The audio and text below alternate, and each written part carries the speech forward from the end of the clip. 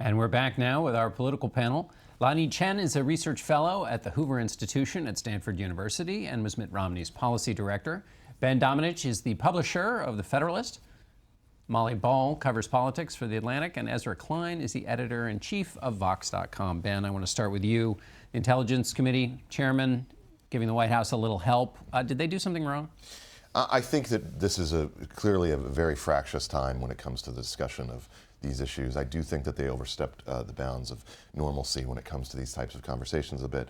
But when we understand the broader sort of conversation about Russia's influence in America, I think that we have to appreciate, how much the American people, should not be discounted for the opinion that they, delivered. Russia did have an effect, I think, when it came to this election in undermining the beliefs and the trust that Americans hold for a number of their institutions and a number of the people who are in their sort of elite leadership class. But this was not the deciding factor in this election. We should not allow ourselves to have a conversation about this where we overrate the influence that Russia had to the point where we suggest that it was a substitute for the verdict that the people rendered in November. Molly, jumping off of Ben's point, Darrell Issa, congressman, said maybe there should be a special prosecutor now to look into the Russian meddling in the election. Republican, saying this about an issue that a Republican administration doesn't like. Is that just a single congressman having an opinion, or does this represent some kind of change, do you think? I think it does represent a change for a Republican congressman to be saying this publicly. It is something that a lot of Republicans have been talking about among themselves. And Republican members of Congress, Republicans in the Senate, some like John McCain have been very outspoken about this issue.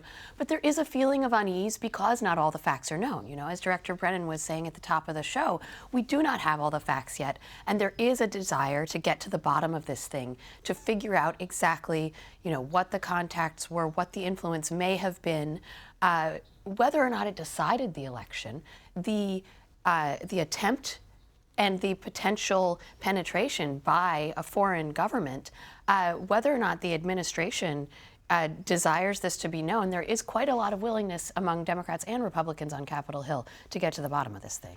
All right, Ezra, I want to switch to the Affordable Care Act because there's so much going on.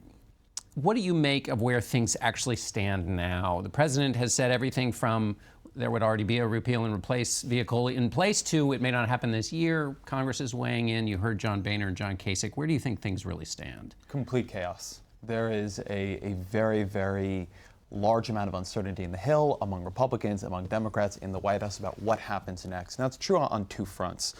The first problem for Republicans right now is they actually don't have a policy. There's been a leaked House draft, but that has not gone through any committees. It is definitely not the sort of draft that is likely to get 50 or 51 votes in the Senate, much less the 60 you would need because parts of it would need Democratic support. And so they are very much at the beginning of coming up with what even replacement would look like, and time on these things is a very difficult piece of it. But the second thing you're really not seeing, and I think this is more important than people give it credit for, there is not a process really yet. You're just seeing leaked documents. You don't have a very structured House process for looking at a draft. You don't have anything really happening in the Senate. The White House is being very chaotic and unclear in the signals that they're sending about what kind of involvement they want. That's actually a very bad sign on Capitol Hill. Lanhee, what do you make of the policy differences? There's chaos because it's hard to put complicated things together. And then there are insoluble ideological disagreements. Which do you think it is? Do you think there are, as John Kasich, Governor Kasich suggested, a group of conservatives who just won't go along? Or where do you think the policy fault lines are? I do think there are some real policy fault lines. I think the first issue is Medicaid. And obviously here there are differences between those governors that made the decision to expand the Medicaid program, including some Republicans like John Kasich, and those who did not. And obviously they have a big fiscal stake in this. Whatever Congress does will affect their ability to balance budgets, which most states need to do on a yearly basis. I think the second question, which is perhaps even broader, is what do you do with the uninsured? Is coverage even a priority? For some Republicans, coverage is not an important metric. Now, I think others, I argue, for example, that I think it is an important metric. I think Republicans do need to be competitive on coverage. And I think that will impact their ability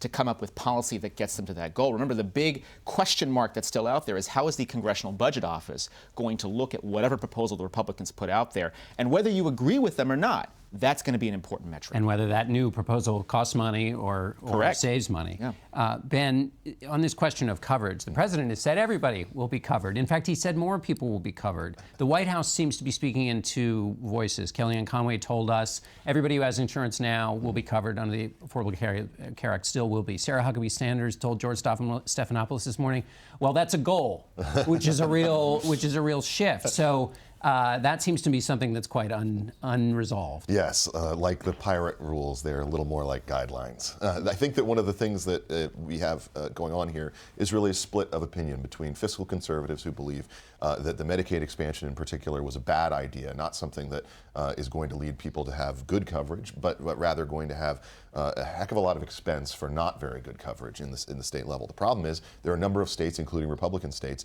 that are now on the hook fiscally here, that they accepted this expansion and they now depend on dollars that flow from Washington, their states, dollars that are going to decrease in future years.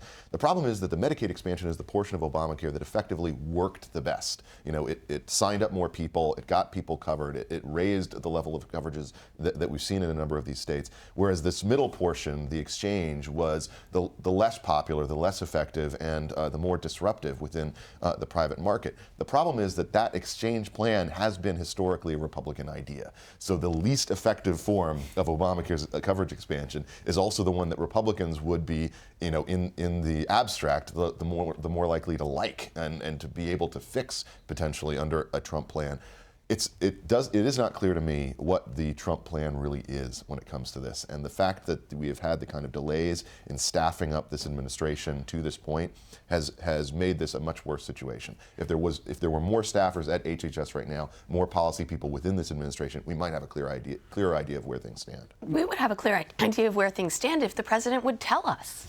The real problem is that nobody knows where the president of the United States comes down on this issue because he has said multiple conflicting things. He's been all over the map. As you noted, different representatives of the White House are saying mutually exclusive things. Yes, there are ideological disputes between Republicans. That was the case when Mitt Romney was running for president. There were some Republicans on one side and some Republicans on the other. But that's a pre-existing condition of the healthcare debate, if you will. But the real problem is Congress wants direction. Yeah.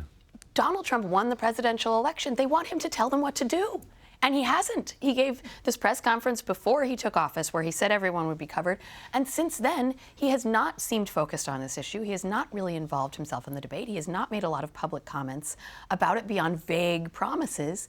And so you have a Congress that wants the president of their party to lead them, and he isn't doing it. And the appeal of Donald Trump for so many of the people who voted for him and supported him was that he was a decisive leader who would make things happen and get things done through sheer force of will, through being a deal maker. And on this issue, which is a very important central issue for so many people, he hasn't been doing that. This is the hard part of governing. Ezra, sometimes in these big, complicated issues, there's a kind of solution that everybody would take if they could get over the politics. Does that exist here? And then added to that, Governor Kasich's charge, which is basically Democrats don't want to have anything to do with saving Republicans. And so this is doomed because Democrats are just going to sit and watch Republicans have trouble with this. Let me take the first piece of that first. Donald Trump liked to say on the trail he was going to repeal Obamacare and replace it with, and these were the literal words, something terrific. And the problem in healthcare is that there is no something terrific just lying in the wings. It is not that easy. So take the plan that House Republicans leaked over the last week. The Republican governors, including actually all the governors, including John Kasich over the weekend, got a presentation from McKinsey and Avalier Health looking at what a plan like that would do. And the answer was the individual markets, which are where the exchanges are, would see insurance drop by 30 to 50%. And that is before you even get into the Medicaid effects. So that's really difficult. You might think it's a better plan. It would be cheaper. There are other things that would happen. Some Republicans say there's more freedom, but it is a very difficult trade-off. And the thing about healthcare is that everything you want to do is a difficult trade-off. You want to make it cheaper for young people, you make it more expensive for older people. It's just a festival of hard decisions. On the issue of whether or not Democrats are going to jump in, it's going to be very hard to get them there if the metric is not more coverage and more comprehensive coverage. There are deep disagreements here between Democrats and Republicans, and they are not going to cooperate with Republicans to see fewer people covered with insurance that they consider to be less comprehensive. Yeah, I think part of the challenge, John, is that there are actually very few Republicans that are very good at talking about health care. It's a complicated issue. I actually think Paul Ryan is one of the people that does it pretty well.